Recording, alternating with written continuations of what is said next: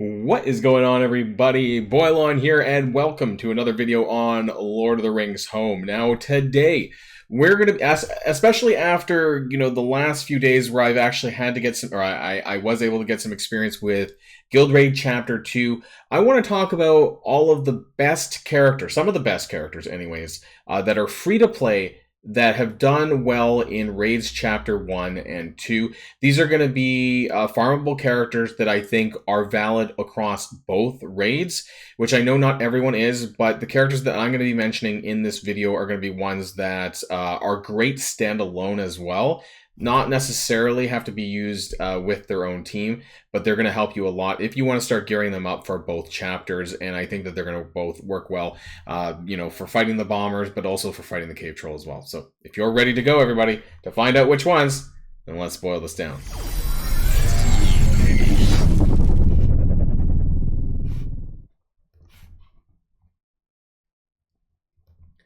Now, this isn't going to be in any particular order. There is a good handful of them, maybe about 9 or so characters that I want to talk about here, but they're not. This is not like a best or worst kind of list. I think all of these have a lot of value in their own right, and then we're going to talk about why, particularly in its relation to both Chapter 1 and Chapter 2. And because I have been upgrading Haradrim lately, I want to talk about Wu Beite. Now, like I said, all of these characters are ones that you can use both within their team and outside of their team.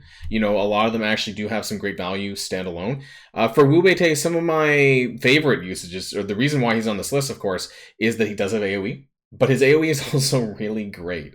And he's farmable in the guild store, so you can get shards for him pretty easily. I want to talk about his, and I have some misgivings with the word of the name of the ability, because I think in the beta it was an actual physical attack, and in this version now he basically chucks a grenade. Not a grenade, but you know what I mean, like a fire thing, whatever. Anyways, he does inflict 2 turns of slow at level 6. Now, yes, I know that this requires level 6 for the 2 slow duration, but it's a very powerful AoE, and with the star ranks the way they are, he's very easily farmable, so you can get star ranks very easily for him. So as far as both Chapter 1 and Chapter 2 goes, the AoE is very good for Chapter 1, because the main goal is to want to damage characters typically past 50%, because if you can DPS them past 50%, then the bomber kind of blows everyone up on the field. The bomb does about 50% to everyone else when he drops it. And then when it comes to the cave troll, I don't know if any of you guys got a chance to watch my videos, especially my Haradrim run through.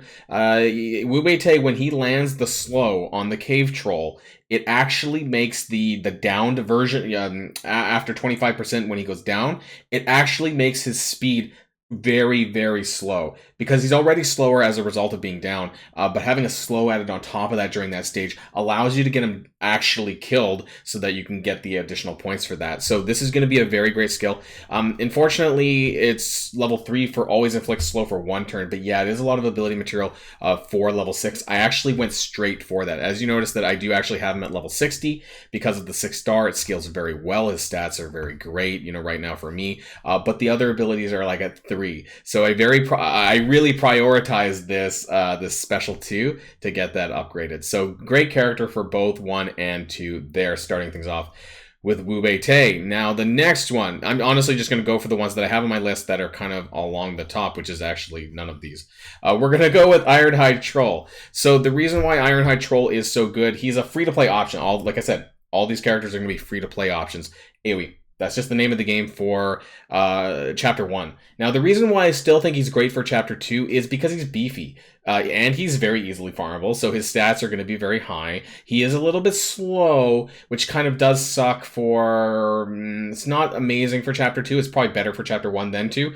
But because he's so hard to kill, I still think he's going to get a lot of damage output, and he's going to be a great standalone character. Even though he's part of the Mordor team, honestly, you could pretty much use him anywhere into any other half-built team, and he's going to perform very well. So, great character all around, and I think that because of his stats, he's still worth building, in my opinion. So that's Ironhide Troll. Very easy to get maxed out there. Now, next up, these are characters that I'm going to be working on after Haradrim. So, Feely and Keely, I want to talk about them together. It's really important, actually. I should have probably had Keely on the screen to see my next one, because this is really important, actually. Especially as far as Raid Chapter 1 goes, because his basic attack, any attacks that call characters into assists are really good. But this happens on... who are we on? Feely. Killy, Ron Killy. So this actually adds 2 stacks to the bomber, and that's really nice. So the dwarves right now are characters that are being released with Biffer or whatever. Someone's gonna get me for the pronunciation of that one. And of course, the other doors that are out right now. I don't know how much you should be considering investment into the other doors like Fro and stuff. I feel like more Thorns Company is probably on the way. So when I finish my Haradrim or where I'm comfortable with that, I'm going to move on to the doors, including the Thorns Company ones specifically. And I think that if you want to level them up, as a duo, Feely and Killy will do really well. Feely is a healer, and he heals everyone. He has an AoE healing, and Keely is going to help you get those bomber stacks up. And as far as Chapter 2 goes, there's some really good skills, and he does actually put out quite a bit of damage, Keely does, if you actually get him geared up and leveled up properly, and both of them are farmable. It's a little bit further in as far as the campaign chapter goes, but it's not impossible, and healers are really hard to come by for Chapter 2 especially, because, having that sustain is really important to being able to get more points for your team. And so I think that these two will become, if they're not already, I know a lot of people don't have them geared up right now, but this is something I would kind of keep an eye on and, going forward as well. So that's going to be Feely and Keely there. So next up on the list for me, scrolling down, is going to be Strider. And the reason why they're not all in the right spot, because the way that this game filters characters is just awful. They don't do it by power for whatever reason. So Strider. A lot of the reasons why Strider is good is because of the things that I had mentioned already for some of the other characters. He is easily, you can get shards for him, right? You get 5 shards every single day. So being able to get him to a higher star rank isn't that difficult. You just need to kind of play the game for that. And there is a couple of things that I've learned, especially over Chapter 2, which has made him really powerful. And that's going to be Burn the Shadows, his special 2. So if you land the Burning does 10% of their max HP. This on the Troll does so much damage. If you kind of watch some of my footage from my main top team, which is my first Chapter 2 video that I put out, then you would have noticed that he did 20% of his total hit points, of the Troll's hit points, with the Burning, because it lasts for 2 turns. So that's such a really, really good skill. It's harder to land if you're trying to up punch, because I was doing difficulty 3, but on difficulty 2, it's absolutely no problem. So there is a little bit of a focus versus resistance check there. And of course, for Chapter 1, Strider has an AoE, which again is very important. Having them higher up in damage so that you can get those orc minions down to 50% or less for the bomber to kill them. That's just really important to have a handful of AoE characters per team, which is going to make it a lot easier to be able to bring them down with the bomber, and I think that's just really important. Also, his speed is really good. His speed, 159, is very respectable for a character in this game, so that helps for both Chapter 1 and Chapter 2, frankly. So great character there. And what's good about Strider is that you can kind of use him in any team. Like, he doesn't need to be in a specific team. Most people don't even use the Ranger team that he's a part of. He's part of Road to Rivendell as well. But, there's not as many people using Road to Rivendell. We'll talk about one more character, though, that I want to mention that's going to be on that list, though. And so scrolling down a little bit further is Aomr. So Aomr is there's a lot of good things about Aomr, actually. And maybe it's because I've been going up against 7-star Aomrs in the arena, but he has really impressed me. I've actually lost on occasion with my Elrond, quasi-Rivendell. I use Elrond, Eladin, Elrohir, Strider, and Ironhide. And I've actually lost when I've gone up against sort of Rohan 3 kind of 7-star characters with a 7-star Aomr, because his passive is just so strong. And I should get this. This level 5, I really need to get this, actually. I probably will get this before my next raid, because the always gain assistance part is crazy. And you don't even need to use him with your Rohan team.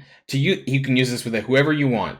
He gains assistance on each of his turns if you get it to level 5. And this is really, really good on the Chapter 1 for Moria. But it also just adds a lot of damage into his kit for Chapter 2 as well, going up against the Cave Troll. Because him assisting actually does a surprisingly large amount of damage over time that he's getting. So he is a little bit slow, and he makes up for it with this ability here, with the passive.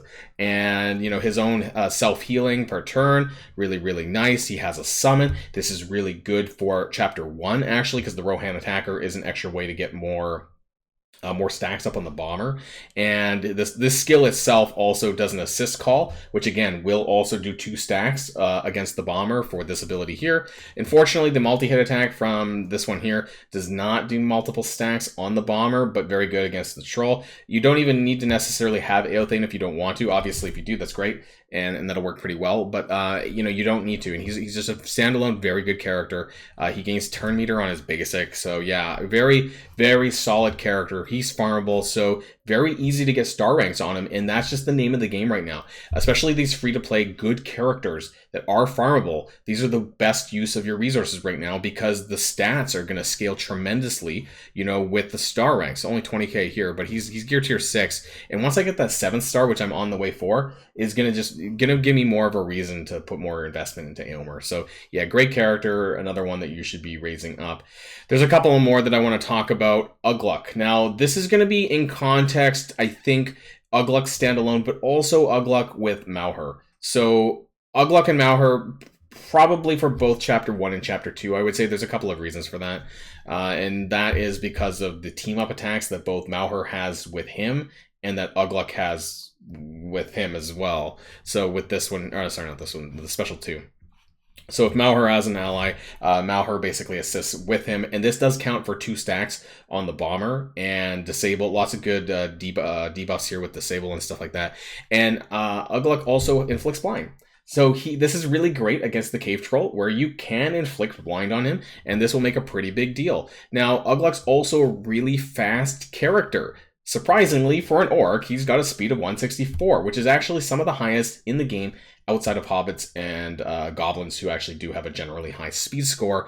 So both him and Mauher do really, really well together. Now, Isengard as a full team, not so great in Chapter 1, because they don't really have any AoE, so that's a big problem. So what I would probably recommend is maybe doing a mixed Isengard team with Ironhide Troll. That's something that you could do for Chapter 1, for example, and for Chapter 2, they work very well together as a duo, if nothing else, even if you don't upgrade the other characters. But Isengard actually do a lot better in Chapter 2 than Chapter 1, but of course, I would prioritize Ugluk.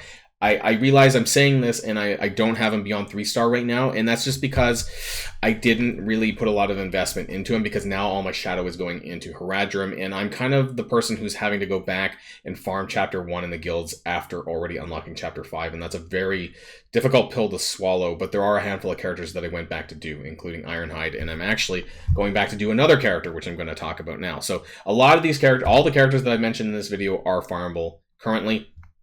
And we'll update this more as we go along. There's another one that I want to mention as well. Mauher's there.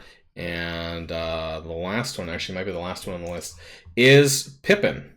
Fool of a Took. So why is Pippen on this list? Well, okay, let's start with Chapter 1, right? Chapter 1, he's fast. Road to Rivendell in general, outside of Strider, if you're using them all together, he's the only one that has AoE, and from what I understand, it's just not enough to do well in Chapter 1, because you kind of need multiple AoE characters. I would say at least 2, so that you can maybe rotate and get maybe even 3, honestly, getting the characters down. I kind of run with 2 to 3 AoEs per team on Chapter 1, but he has 172 speed. He's also going to be one of your best early healers that you have access to. He's farmable in Guild Chapter 1 very early on. There's a lot of good characters in Chapter 1, frankly, but he is a healer. And healers are a dime a dozen. No, sorry, no, the opposite of dime a dozen. Not very frequent is what I meant to say. And so you're going to really want to upgrade him. And I'm going to be putting more investment into him, honestly. Once I have the resources to be able to do so, unfortunately right now I'm struggling hard with XP tokens, because I recently upgraded Wubete to 60, and after I did that, I basically just ran out of XP. As you can see, I have the gold, but I just don't have the XP. So I really want to put some more, at least levels into Pippen, because I do have him at 4-star. And again, he is available in Guild Chapter 1, which is where I would, make sure that you're getting all of these Chapter 1 characters farmed, because it's going to give you a lot of value over the long term of the game. Pippen is a healer, which is going to be really important to Chapter 2. Chapter 2, I think that while you want to have high damage, you do need to have at least one strong healer in there, so that they can keep the team going, so that you can get more points, so you can get the troll down a couple extra times, and so you're going to need Pippen to do that. And he can be used in almost any team. which is the great part. Obviously, he's part of the Road to Rivendell group, but you don't have to use him in that. And that's the great thing about a lot of the characters on this list that I've kind of talked about here today, that you can use them pretty much anywhere in any combination, in my opinion. There's a lot of value in these characters, even just standalone, or in the duo that I mentioned. You could use Ugluk standalone, but I would just do Ugluk and Mauher if you're going to do anything. And then, of course, Feely and Killy as the duo that I mentioned before. So those are the characters that are going to be from this video. So we had Wubete, we had Strider, we had Aomr, we had Ugluk and Mauher, we had Feely and Killy, we had Ironhide Troll, and we had Pippen, in no particular order. So those are the best, in my opinion, free-to-play available characters that you can use, that you're going to get a lot of value out, in my opinion, for both Raids Chapter 1 and 2. We'll see, you know, as Chapter 3 and 4 come out, that's not going to be for like another month or two now down the road, so we'll revisit this, of course. But I think what people want to know is, because of the limited amount of resources, what characters can you invest in now that you're going to get value across both of them when you get there? And I think, though, these are some of the ones, in my opinion. Let me know in the comments down below, though, if you think that I missed anyone, if you think I should have added any. I'm definitely open to hearing that, and, you know, maybe we can update this in the next video. So that's going to be the end of this one, and until next time, stay safe and healthy, and I'll see you later, and enjoy the rest of your weekend. Boilon signing out.